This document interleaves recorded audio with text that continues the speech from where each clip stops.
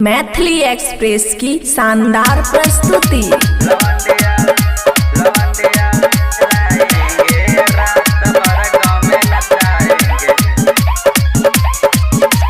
दूर हटाओ लेडी सेडी बहुत पी लिए क्रॉस कैंडी अब करेंगे लड़कों वाली बात। खूब पियेंगे देसी विदेशी साथ में लेके लेके देसी पार्टी चलेगी सारी रात। लवंडिया लवंडिया लवंडिया लखनऊ से लाएंगे रात भर गाँव में नचाएंगे। लवंडिया लखनऊ से लाएंगे रात भर गाँव में नचाएंगे। डीजे सुमित सतीश रईमा। लवंडिया लखनऊ से लाएंगे रात भर गाँव में नचाएंगे। रात भर गाँव में नचाएंगे।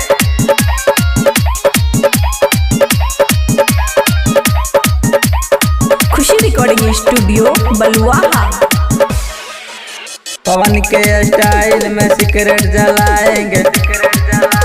धुएं का छल्ला रात भर उड़ाएंगे।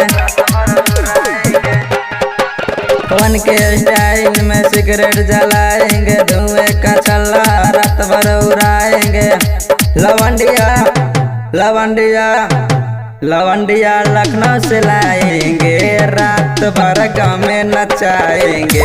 लवंडिया लखनऊ से लाएंगे रात भर गाँव में नचाएंगे। डीजे सुमित सतीश रईमा।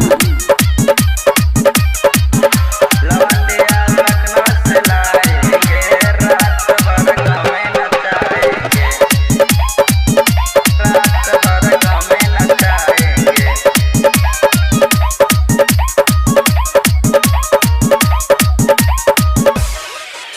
देसी बेबी को विदेशी पिलाएंगे।